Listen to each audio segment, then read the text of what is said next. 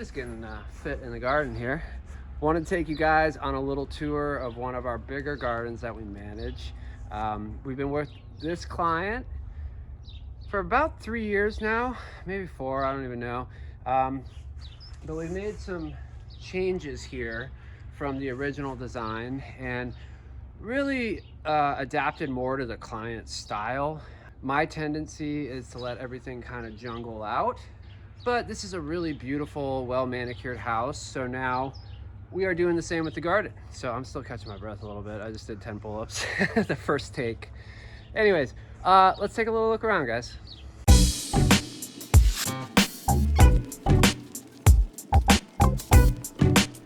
Okay, so one of the things I wanted to talk about here is basically if you look down here, you actually see this is celery, this is mallow, but that's kind of considered a weed. But this is lettuce, and this is lettuce, and this is lettuce. And that's just growing in the ground because we've been improving the soil steadily for like the last 3 or 4 years. All we've done is added organic materials like wood chips on the top or mulch. And what happens is over time, that breaks down and actually develops topsoil or compost. So, you know, it's important not to only manage your garden bed, but your whole space can really become something that can feed you or grow, you know, medicine or whatever.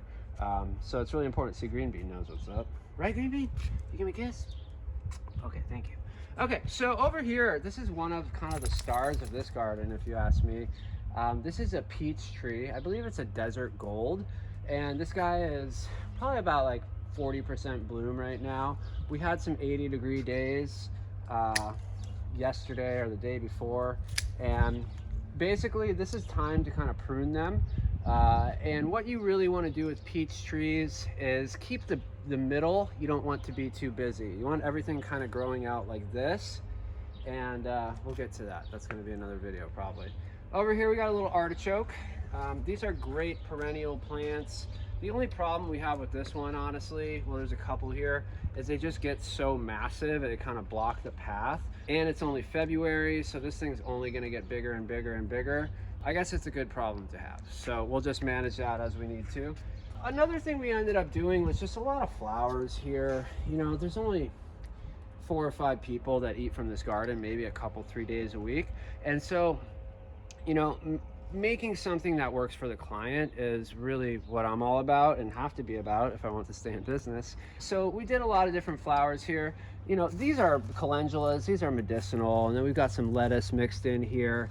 These are nasturtiums right here, and those are actually edible. I was talking about that yesterday. Got some celery in here. There's still some green peppers. One thing that we did have that kind of continued to flourish here was the tomatoes. And they're not really meant to be growing right now in Phoenix without protection. We did have some frost here. You can kind of see the damaged areas, but we still have a bunch of tomatoes here. So, you know, I encourage you guys to kind of let your gut be your guide, not necessarily, you know, the planting guide and people on Facebook groups that say, oh no, you can't do that. I love proving people wrong when they say, oh, you can't do that. And then I do that. Beautiful broccoli. I'm gonna actually harvest this today. This is about as perfect as it can get. And like I've said in my other videos too, this will continue to produce out the sides. You'll get those shoots. Broccoli is a great one to grow, planted in fall, harvested into spring in the low desert here. All right, over here we've got some more lettuce. This looks like a romaine. I think these are like black-seeded Simpson or something similar to that. More celery. They do a lot of juicing here, so the celery is very key. Look at this dog. She just wanted to play. Oh, you dropped it. Play with her a little bit. Oh no, now she's gonna play keep away. All right, whatever. Anyways, okay, so over here, this is kind of a mint bed that we were gonna get rid of, and we still will. And this mint planted in containers. Also, I don't know if you noticed my cool haircut I gave myself yesterday. Gonna get that fixed up, but for now, we're just rocking it. This is a native mint, and this stuff is pretty interesting. It really, just like any other mint, is incredibly resilient and I would say invasive. It's good though for like tea, you know, if you wanted to make medicine. Mint has a lot of good properties in it. Or mojitos or whatever. Mint pies, do they do that? It's pretty good though. If you're in Phoenix and want to get some of this, let me know. I could probably get you a cutting. Okay, so over here we've got, I put way too much in. Okay, so over here we did a lot of flowers just as you walk in. You know, the first impressions are so important. And so I put like this really nice bright orange rainbow chard. Snapdragons are a favorite of mine. The bees love them. We've got some different salvias in here, also more celery. Just a really kind of unique and blended colors, flowers, just a really good vibe walking in. This is a really fun tree. It got a little frost kissed. You can see it's a little brown, but this is a Barbados cherry, also known as Acerola or Acerola. I'm not really sure on the pronunciation on that, but it's one of the highest content vitamin C plants on the planet. Over here, this has kind of traditionally been our herb garden bed. It's kind of looking a little sad. We got some basil in here. It's really not basil season. This basil's probably like a year old. But lots of parsley, some nice onions coming in here, as well as more flowers and a little bit of lettuce. So this is another, I think, kind of star of this garden here. You know, the kale has always been something I've been really fond of, and I really just, it's a very useful temperature. Like, you can grow it in all types of different temperatures, and it's very nutritive. You can use it in all sorts of recipes. Very easy to harvest. I like the dino kale like this. I also really like the winter boar kale, which happens to be a hybrid.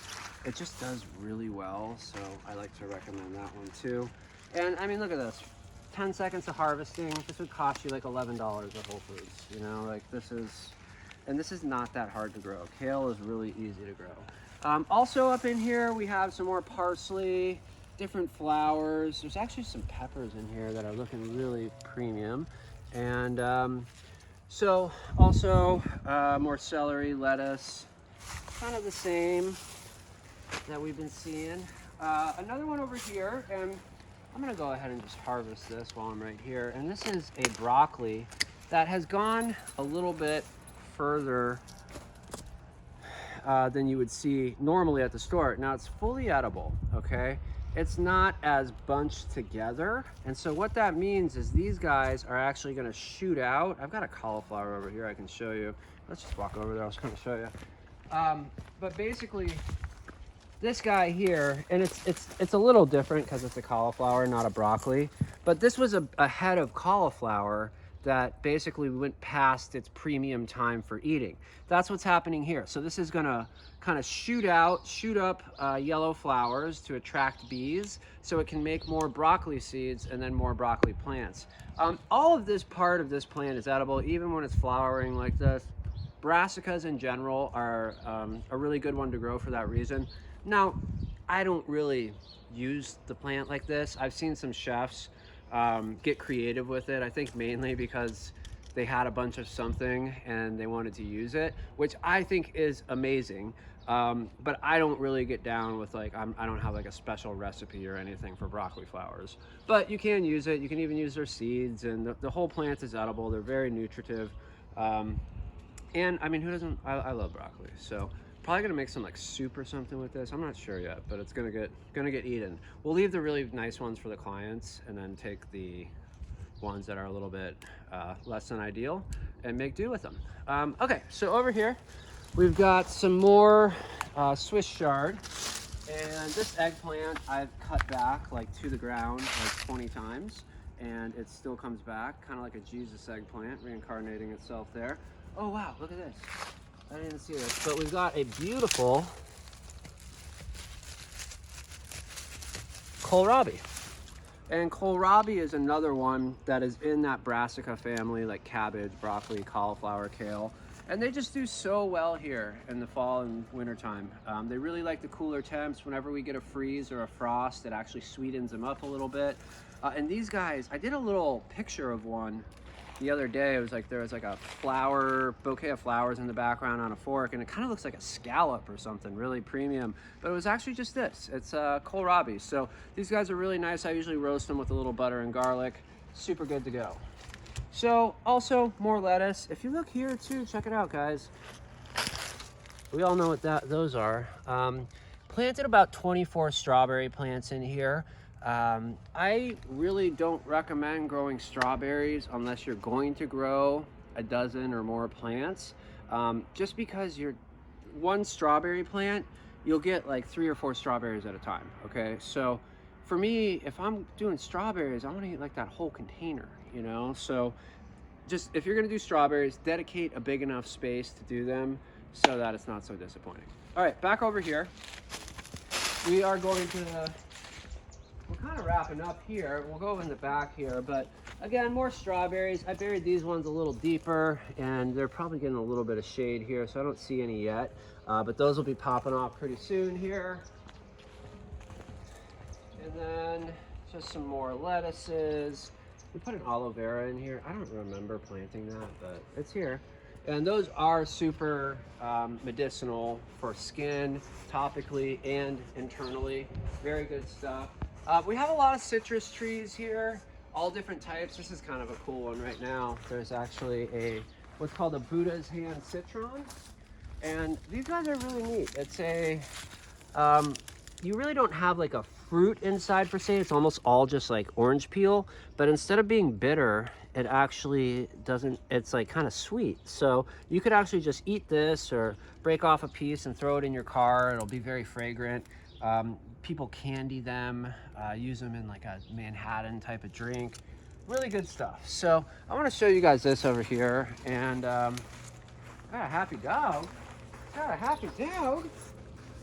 Okay. So this whole area here is actually, we're growing a couple different varieties of grapes up it, and that is they traveled to Italy and kind of saw some grapes hanging down. He was like, can we do that? And I was like, heck yeah. So we did this. Our guy Josh made us a nice trellis, and kind of this last area here I think is really cool. This is actually new. We didn't do these flowers. Our guy Jesse, his company did, Diversified Landscape. We did these flowers on here, but they just added a bunch more color here. I think it looks great. And these are just irrigated with 1/4-inch drip tube. More grapes here. Got a fig tree here. And then this is kind of fun. I'm gonna take us back over here. But this is a bathtub that we're growing bananas out of. Now, the bananas right now, it's over winter. They shouldn't really be fruiting. They did, and they kind of know they shouldn't be fruiting, so it's not like a really crazy abundant crop. However, this is our second crop, and the way that bananas work is they grow like a whole plant. They fruit, and then that plant dies, but they grow multiple plants. So like right now, in here, there's probably 3 or 4 plants going, and those will fruit in succession. So after this one's done, the next one's gonna start fruiting right away, and you can have bananas for a long time. Another good thing about this situation is that it is going to stay warmer. Bananas are obviously not a native desert crop. They're more of a subtropical or tropical species, and containers are almost always gonna stay warmer than in-ground plants. Okay, also we've got some like that porcelain or whatever the tub is made of, that's going to stay warm, and we're right next to a wall here. So one of the things I really recommend if you're going to plant bananas in the low desert is to absolutely have them in some type of area that is protected.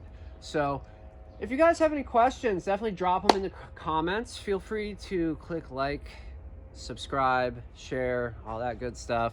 Love you guys. Have a good one.